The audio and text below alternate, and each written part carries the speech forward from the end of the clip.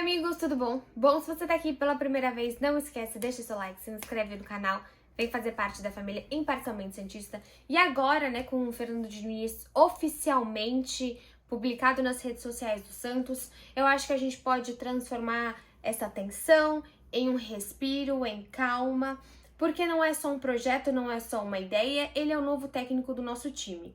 É claro que se você olhar nos meus últimos vídeos, eu discordo de alguns posicionamentos do Santos, eu ressalto a falta de você não ter um diretor executivo, que eu acharia necessário já estar conversando com o Fernando Diniz para ter reforços. O Santos ainda não se posicionou a favor ou contra, né, se trará os reforços, mas hoje foi publicado aí o fim do transfer ban, então oficializado que o Santos não tem mais transfer ban, pode contratar e tem aí Fernando Diniz no seu comando. Tanto o Pedro Nascimento, da Gazeta, como o Gabriel dos Santos, do Globo Esporte, fizeram uma análise muito interessante do Fernando Diniz. Eu peguei aqui a análise dos dois e a gente vai conversar. Sim, eu gosto muito de escrever as coisas mesmo, porque entra mais na minha cabeça. O Pedro Nascimento, da Gazeta, ele escreveu muito sobre a comparação com o São Paulo, o que a gente pode comparar, o que a gente não pode comparar, qual é o perfil desse Diniz, e eu vou lendo aqui, comparando também com o que a gente pode colocar no Santos. Eu acho que agora com mais calma, agora que não tem mais volta, a gente tem uma ideia de jogo, e essa ideia precisa de paciência. Eu acho que tudo que eu tô lendo hoje é sobre paciência, é sobre calma para compreender essa ideia de jogo. É um Santos que vai precisar de sintonia, é um Santos que vai precisar muito de trabalho duro dos seus jogadores. Tudo isso é algo que eu não sei se está no momento do Santos, porque o Santos é um time que precisa de resultados para ontem, é um time com falta de confiança, porém, por outro lado, você tem um cara que, sim, tem seus problemas, que às vezes se exalta, mas é um cara que trabalha muito bem com jovens e que não desiste deles, que faz algumas conversas individuais. Acho que isso a gente vai tratar aqui no vídeo também. Vamos começar. Pelo que o Pedro Nascimento coloca, no São Paulo, ele gosta muito desse ataque em velocidade, ele gostaria muito mais de utilizar pontas rápidos. Como no São Paulo ele não tinha esses tais pontas rápidos, ele acabou deixando, poluindo, né, aglomerando mais no meio de campo. Por isso até que a gente via no São Paulo um 4-4-2, principalmente lá na frente a gente via Luciano, Igor Gomes, Brenner e Sara. Dentro desses 4 jogadores, a gente sabe que tanto o Brenner como o Sara foram jogadores exaltados aí por Fernando Diniz, né? O Fernando Diniz chegou a jogar em times titulares do São Paulo com 5 meninos da base, então ele tem um bom relacionamento com os jovens. Como no Santos ele terá esses pontas rápidos, acredito que ele vai muito pesar em cima desse ataque pelos pontas. Então no Santos eu penso assim, ele pode trabalhar muito, seja o Marinho, que não é tão veloz, mas é muito finalizador, muito bom. O Lucas Braga é muito veloz, você tem o Ângelo de muita habilidade também do outro lado.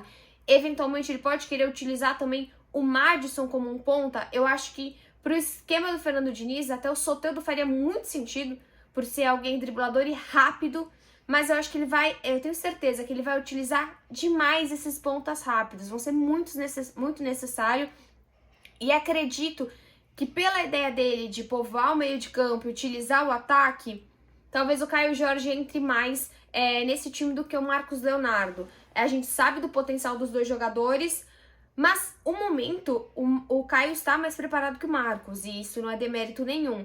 O Caio, como eu sempre falo aqui, ele faz transições muito rápidas e ele ajuda na defesa.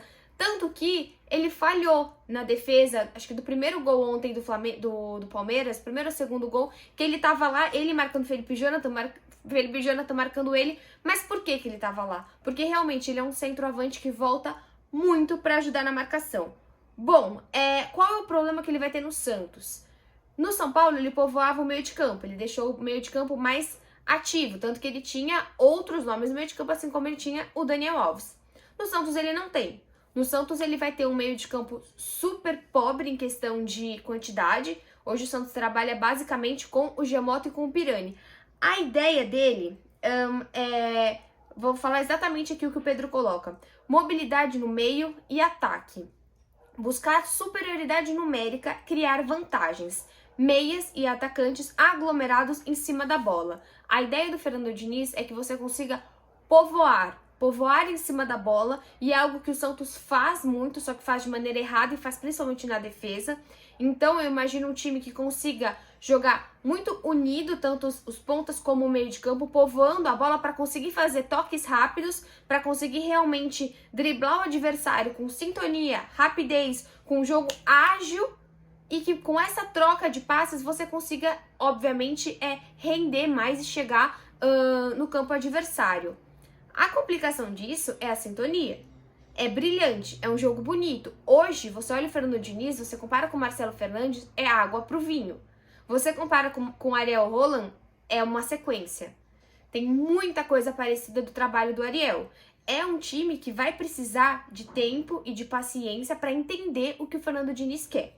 Bom, continuando, lá, como eu disse, ele utilizava muito o Luciano como finalizador, e eu acredito que ele vai utilizar o Caio Jorge. Olhando o nosso meio de campo, se não tivermos contratações, eu acho que ele vai manter sim o Giamota com o Pirani, porque acaba sendo um meio de campo bem ofensivo nessa maneira aí, nessa mobilidade no meio de campo e ataque que o Fernando Diniz gosta. Porém, como tá escrito aqui, o que ele gosta? Superioridade numérica e povoar. Se você consegue povoar uma área, né, principalmente ele trabalha com lateralidades, o que acontece? A outra fica sem ninguém. Então, assim, é uma questão do Santos saber lidar com esse domínio de bola, porque ele vai criar muitos espaços. E a criação de espaços, criação de contra-ataques em cima do Santos, porque perder a bola não é uma opção no futebol do Diniz. Ele é extremamente perigoso, essa perda de bola. Então eu acho que, dentro de tudo que eu li, acredito nessa aglomeração, nessa troca de passes rápidos. É um jogo bonito, é um jogo realmente vertical, mas é um jogo extremamente, como eu posso dizer, a gente vai ficar com o coraçãozinho assim, a gente já tá, né? Aí o Santista ele já tá preparado para passar mal aí do coração. Bom, para que ele consiga recuperar essa bola, para que ele consiga gerar essa superioridade, o Santos vai precisar reconhecer as circunstâncias de cada jogo. Isso vai ser muito difícil. Lembrando que, assim, em 2019, ele chega num São Paulo que precisava se classificar, e como bem o Gabriel colocou, é um São Paulo que acaba indo pelo sistema defensivo e pragmático, porque ele precisava da classificação. Em 2020, já é um São Paulo diferente, que tem um pouco mais de tempo para trabalhar. Tanto que, se você olha hoje o trabalho do Crespo, ele mantém muitas ideias do Diniz. É claro que é um outro time, é uma outra motivação. Chegaram mais de, acho que, 5 contratações, mas dentro do Éder, Benítez, Miranda, William... Deixa eu ver se tem mais algum que eu lembro. Mais alguma contratação do São Paulo? Não lembro agora, mas chegaram outras contratações que, obviamente, que você ajuda muito a incrementar esse time. Mas era um time que, de 2019, precisava de algo muito mais rápido, muito mais, como eu disse, precisa se classificar na Libertadores, e em 2020 tem mais tempo. O Santos hoje não tem muito mais tempo, porque ele realmente precisa do resultado na Libertadores, mas a queda dramática no Paulista dá pro Diniz um pouco mais de treino. Pelo que tá muito escrito em todos os lugares, ele é um cara que trabalha na repetição, na perfeição de passes e no trabalho duro em treinos. Por isso que a gente vê muito assim, até o Globo Esporte coloca que o Fernando Diniz, ele deixava só gravar o começo dos treinos. Primeiro, para você não ver as jogadas depois, e segundo, porque realmente o Fernando Diniz tem um tratamento até um pouco exaltado com os jogadores. Legal ou não, bacana ou não, é o tratamento dele. Mesmo ele sendo um cara super humano, um cara até que ele é formado em psicologia, né? Ele tem muitas conversas particulares, parecidíssimo com o Ariel. Lembra que o Ariel conversava com o Ângelo, o Ariel conversava muito com o Pirani, o Ariel conversou até com o Wagner Leonardo e com o Bruno Marques, que eram possíveis peças que sairiam do Santos. Ele tem esse lado humano de acreditar no potencial, mas ele tem esse lado de querer tirar o máximo de cada jogador. Agora, qual é o meu grande receio com esse perfil do Fernando Diniz? É olhar até onde a gente consegue encaixar Fernando Diniz e Marinho. Vocês também pensam nisso?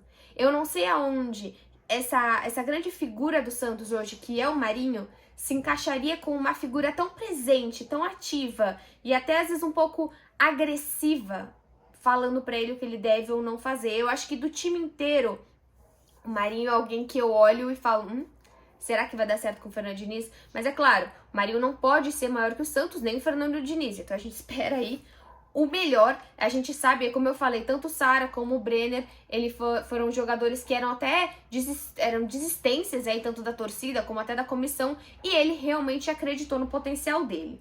Bom, uma outra coisa, ele acredita tanto nesses times que ele é muito insistente e teimoso com algumas peças. Então eu acredito que vamos nos irritar se ele entender que o Jean Mota é o meio, se ele chegar e falar, putz, Luiz Felipe é o meu homem, eu quero na zaga. A gente vai realmente ter problemas com o Fernando Diniz se ele não fizer grandes alterações. Ele não é um cara que pede reforços publicamente, então a gente não vai ver um Sampaoli acontecendo no Santos, mas ele é um cara muito teimoso nas ideias que ele acredita. Então, assim, se ele entender que o Santos vai jogar talvez com o Alisson mais recuado, isso também é um ponto. O Fernando Diniz, ele gosta muito da troca de passes do goleiro e da zaga, a gente sabe disso. Eu acho que Luan Pérez e o Kaique tem potencial para essa troca de passes. É o que eu gostaria? Troca de passes perto do gol? Não, não é. Eu morro de medo disso. Dá vontade de dar um chutão, mas não é o que o Fernando Diniz acredita.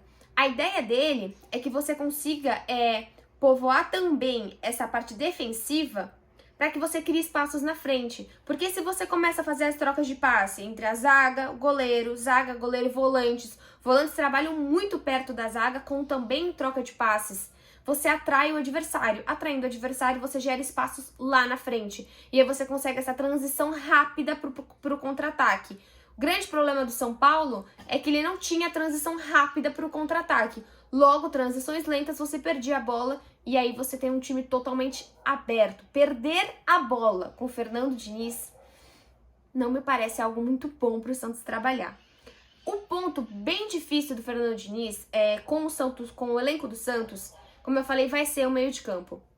Hoje você não tem nem no Alisson, nem no Balieiro, volantes que realmente consigam dar criatividade para ajudar na troca de passes. Eu tenho medo. E se você coloca 3 meio-campistas e tira os volantes, mesmo como o Marcelo Fernandes fez, o Santos fica mais exposto ainda. O Fernando Diniz, ele é um cara que até chamavam de modo desespero. Quando ele precisava da vitória, tirava um zagueiro e colocava um atacante. Então acho que a gente vai ver muitas dessas alterações que não vamos entender. Mesmo agora, né, a gente viu o Marcelo Fernandes tirando o Balieiro e colocando o Marcos Leonardo. Em partes, eu acho que a gente vai achar, bom, o time não desiste, ele quer a vitória. Em partes, a gente vai achar loucura. Mas, como eu falei desde o começo do vídeo, são perfis, são modos de jogar e o Fernando Diniz tem um modo de jogar. Não, ele não vai simplesmente, tem que ir pra frente, tem que marcar, dá o sangue, é na garra. Não vai ser na garra, não vai ser na pura habilidade e no amor, vai ser na técnica. Só que aí tá o ponto. O Santos tem ou não essa técnica? Deixa eu ver se eu escrevi mais alguma coisa. Quanto aos jovens, né, o que eu comentei, ele realmente sabe trabalhar com jovens, ele tem uma paciência e o Santos só tem isso, né? Então, assim, se ele não gostar de trabalhar com jovens, ele realmente não vai ter muito o que trabalhar no Santos Futebol Clube. Eu espero, eu desejo toda a sorte do mundo ao técnico. Eu acho que o Santos precisa de alguém para um trabalho mais duradouro, precisa de alguém que realmente tenha uma ideia de jogo. Como eu já pontuei inúmeras vezes, não sei se era o momento, mas se é a vontade da diretoria, se a diretoria acredita, a gente vai acreditar, a gente jamais vai entrar já com o pé atrás, eu vou entrar confiante no trabalho dele e a partir do momento que a bola rolar, que a gente vê bons trabalhos, que a gente vê bons jogos ruins, a gente vai pontuar, criticar, cobrar, mas enquanto não, a gente acredita no trabalho da diretoria. Boa sorte ao Fernando Diniz e que esse estilo de jogo consiga de alguma forma ser complementar ao que o Santos possa oferecer a ele. Tchau. E antes, né? Antes não, né? Agradecendo novamente ao Pedro Nascimento, que fez uma thread incrível no Twitter falando tudo isso, e também ao Gabriel dos Santos do Globo Esporte, que colocou os pontos negativos e positivos no Diniz. Eu fiz esse vídeo baseado muito nas informações que os dois colocaram, tá bom? Agora, tchau.